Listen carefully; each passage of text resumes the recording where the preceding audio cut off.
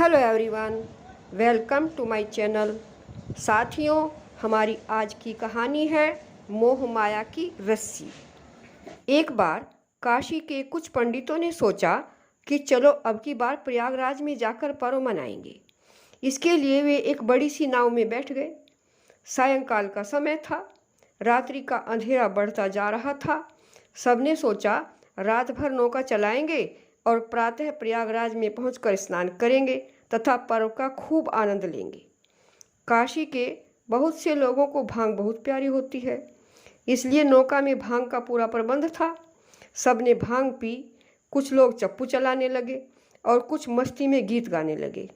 पूरे जोश के साथ चप्पू चला रहे थे। पहले लोग थक जाते तो दूसरे लोग चप्पू चलाने लगते। बीच बीच में भांग भी पीते और मिठाई भी खाते। रात्रि का अंधेरा गहरा गया था। आकाश में तारे टिमटिमा रहे थे। मन में प्रयागराज पहुंचने का पूरा उत्साह था, इसलिए न किसी को नींद आई और न ही थकान से परेशान हुए। बस लगातार चप्पू चलाते और गीत गाते जा रहे थे। प्रातःकाल का प्रकाश हुआ तो एक व्यक्ति ने कहा, अब तो दिन निकलने वाला है, प्रयागराज आ गया होगा। तनिक उठकर देखो तो सही कि कहाँ तक पहुँचे हैं। तब एक व्यक्ति उठा, सामने वाले किनारे को देखकर बोला, मुझे तो यह काशी का घाट प्रतीत होता है। दूसरे बहुत जोर से हंस पड़े, बोले, प्रतीत होता है भांग अधिक पी गया है, इसे प्रयाग में भी काशी दिखाई देती है।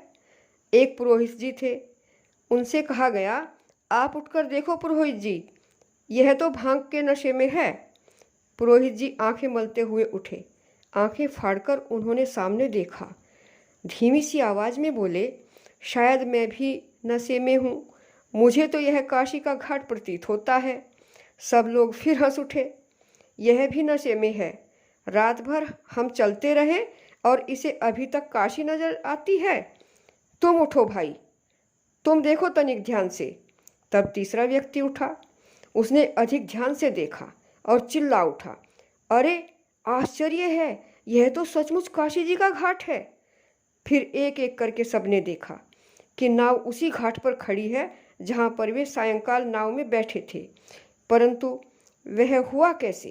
रात भर वे चप्पू चलाते रहे और फिर नाव जहाँ की तहाँ खड़ी रही तो कैसे? तब किसी ने देखा और कहा, अरे इधर तो देखो भाई, हम सभी कितने गजब के होशियार हैं। अरे आश्चर्य तो यहाँ हुआ पड़ा है कि जिस कील के साथ नाव की रस्सी बंधी थी उसके साथ तो अब भी बंधी है। भांग के नशे में हम उस रस्सी को खोलना ही भूल गए। तो साथियों, यही हमारे जीवन की कहानी है। हम जीवन भर पैसा इकट्ठा करने और इधर उधर की व्यर्थ की बातों में लगे रहते हैं।